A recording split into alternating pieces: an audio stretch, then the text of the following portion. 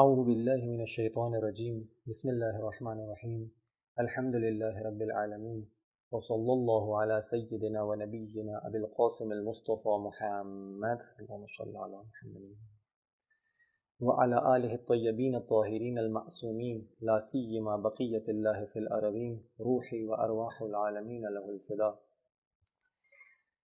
ولعن الدائم على اعدائهم اجمعین من الآن الى قیام یوم الدین رب اشرح لی صدری ویسر لی امری واحلل عقدۃ من لسانی یفقہوا قولی اما بعد قال رسول اللہ صلی اللہ علیہ وآلہ وسلم ان الحسین مصباح الہدی وسفینۃ النجات۔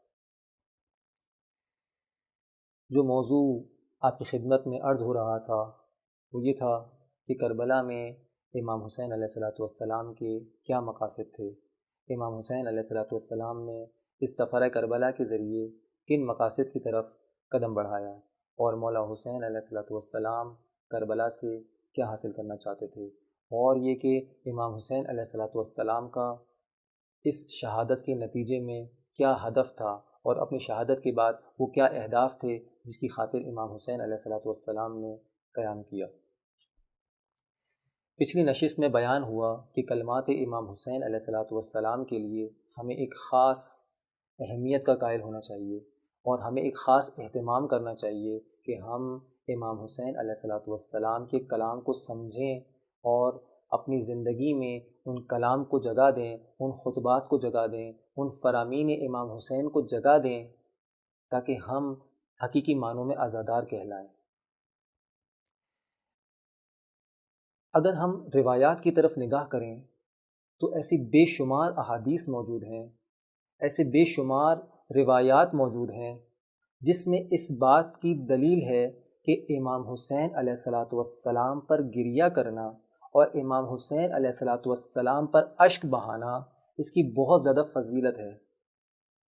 ایسی بے شمار روایات موجود ہیں جس میں اس بات کا اظہار کیا جاتا ہے، جس میں اس بات کی نشاندہی کی گئی ہے کہ امام حسین علیہ السلام پر گریہ بہت زیادہ فضیلت کا باعث ہے، اور عزادار امام حسین علیہ السلام کے لیے عزاداری کرے اس کی بے شمار فضائل روایات میں ذکر ہوئے ہیں۔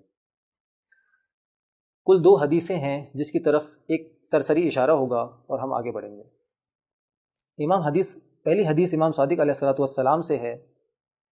امام فرماتے ہیں اس حدیث کے اندر کہ خداوند متعال نے ہر چیز کی حد معین کی ہوئی ہے، خداوند متعال نے تمام اعمال کی حد معین کی ہوئی ہے، خداوند متعال نے تمام اچھے اعمال کی بھی حد معین کی ہوئی ہے، تمام کار خیر کی حد معین ہے۔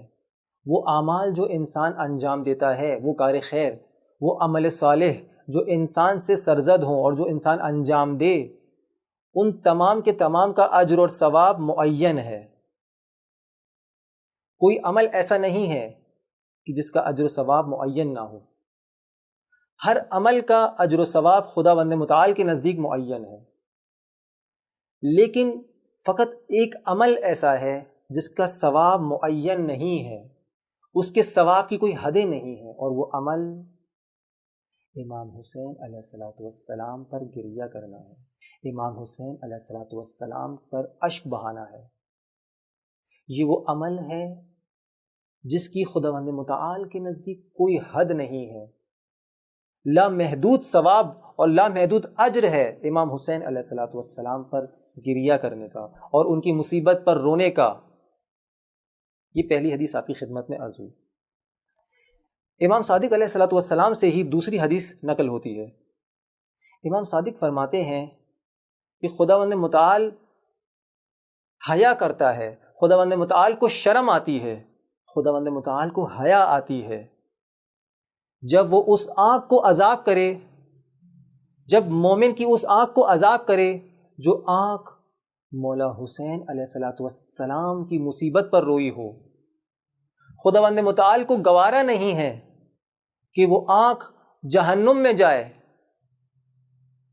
جو آنکھ مصیبت امام حسین علیہ السلام پر اشکبار ہوئی ہو۔ اسی طرح امام حسین علیہ السلام پر گریے کی اور عزاداری کی بے انتہا احادیث ایسی ہیں جو موجود ہیں، اور دامن وقت میں گنجائش نہیں ہے اس نشست کے اندر کہ ان تمام احادیث کو ذکر کیا جائے۔ ایسی بے شمار احادیث موجود ہیں۔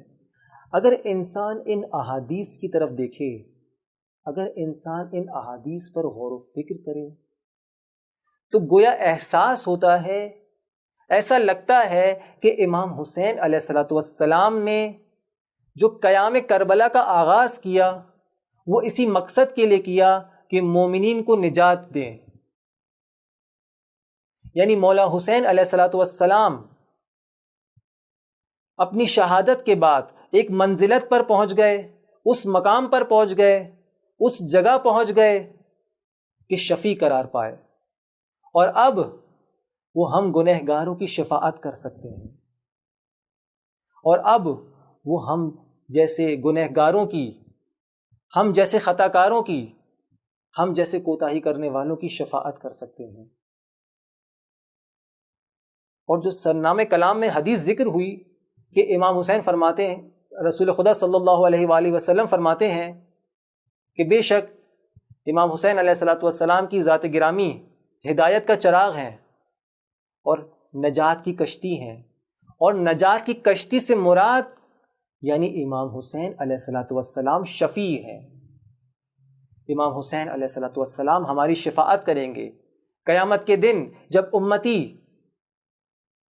جب گنہگار امتی امام حسین کے سامنے آئیں گے تو امام حسین مومنین کی شفاعت کریں گے۔ راہ نجات کا ایک مفہوم یہ ہے کہ امام حسین شفیع ہیں۔ راہ نجات، لفظ راہ نجات اور اس حدیث سے ایک اور مفہوم بھی نکلتا ہے۔ اس حدیث سے ایک اور خوبصورت مفہوم یہ نکل سکتا ہے کہ راہ نجات سے مراد یہ ہے امام حسین علیہ الصلوۃ والسلام جو ہدایت کا چراغ اور نجات کی کشتی ہیں، اس سے مراد یہ ہے کہ امام حسین علیہ الصلوۃ والسلام کا راستہ، امام حسین علیہ الصلوۃ والسلام کا قول، ان کا فعل، ان کی رفتار، ان کی گفتار کو اپنانا، ان کی گفتار کو اپنی زندگی میں لانا، یہ راہ نجات ہے۔ یہ باعث ہے کہ انسان ہدایت پا جائے گا۔ یعنی راہ حسین پر چلنا، راہ حسین کو فالو کرنا، یہ وہ چیز ہے جو خداوند متعال مانگتا ہے ہم سے۔ یہ وہ چیز ہے جس کے لیے پیغمبر نے فرمایا کہ ان الحسین مصباح الہدی و سفینۃ النجات، یعنی امام حسین کے راستے پر چلو، جو عمل امام حسین علیہ الصلوۃ والسلام نے انجام دیے اسی نقش قدم پر چلو، تب تم راہ نجات پر ہو، تب تم ہدایت یافتہ ہو۔ اگر اس خوبصورت تفسیر کو ہم سمجھیں، اس پر ذرا غور و فکر کریں، پھر ہم دیکھیں گے کہ شفاعت کا مفہوم بدل جاتا ہے، پھر شفاعت کے معنی بدل جاتے ہیں، پھر شفاعت ایک نیا معنی پیدا کرتا ہے، پھر شفاعت کے ساتھ کرائیٹیریا آتا ہے، پھر شفاعت کے ساتھ شرائط آتی ہیں، پھر شفاعت کے ساتھ معیارات آتے ہیں۔ کس معیار پر امام حسین علیہ الصلوۃ والسلام ہمارے لیے شفیع قرار پائیں گے؟ وہ کیا کرائیٹیریا ہے، وہ کیا معیار ہے کہ امام حسین علیہ الصلوۃ والسلام میرے لیے شفاعت کریں گے؟ پہلا کرائیٹیریا وہ یہی ہے کہ میں امام حسین علیہ الصلوۃ والسلام کے راستے پر چلوں، اس راستے کو فالو کروں، امام حسین علیہ الصلوۃ والسلام کی زبان سے نکلے ہوئے کلمات کو اس پر غور و فکر کروں اور اسے اپنی زندگی میں لاؤں۔ یہ وہ چیز ہے، یہ وہ راستہ ہے، یہ وہ تفسیر ہے جو اس جملے سے سمجھی جا سکتی ہے۔ یہ خوبصورت تفسیر اس جملے سے سمجھی جا سکتی ہے۔ اور شفاعت کی پہلی شرط یہی ہے کہ میں اس راستے پر چلوں، امام حسین کے اس راستے پر چلوں۔ شفاعت کی ایک اور شرط بھی موجود ہے۔ شفاعت کی ایک اور شرط یہ ہے کہ انسان حقوق الناس کا خیال رکھے۔ ہاں عزیزوں، حقوق الناس وہ چیز ہے جس کے لیے امام حسین علیہ السلام بھی حساس ہیں. شفاعت کی شرط حقوق الناس کا خیال رکھنا ہے. خداوند متعال فرماتا ہے کہ امکان ہے، امید ہے، شاید تمہارے لیے حقوق العباد پر معافی ہو، شاید تمہارے لیے حقوق العباد پر چھوٹ ہو، شاید تم نے جو حقوق العباد میں جو کوتاہی کی ہے، اللہ کے حقوق ادا کرنے میں جو تم سے کوتاہی ہوئی ہے، شاید خدا تمہیں بخش دے. امکان ہے، امید ہے کہ خدا چشم پوشی کر لے، خدا بخش دے، تمہاری کوتاہیوں سے درگزر کر لے. لیکن امکان نہیں ہے، امید نہیں ہے کہ حقوق الناس پر خدا تمہیں بخش دے. اگر تم نے حقوق الناس میں کوتاہی کی ہے، خدا تمہیں نہیں بخشے گا. اور یہ وہ چیز ہے، اگرچہ میرا موضوع حقوق الناس نہیں، لیکن یہ وہ چیز ہے جسے امام حسین علیہ السلام نے بیان کیا ہے. اور کس انداز سے بیان کیا، کن مخاطبین کے سامنے بیان کیا، انسان حیران اور پریشان ہو جاتا ہے. واقع کربلا میں عجیب نمونے موجود ہیں، واقع کربلا کے اندر عجیب و غریب مثالیں موجود ہیں.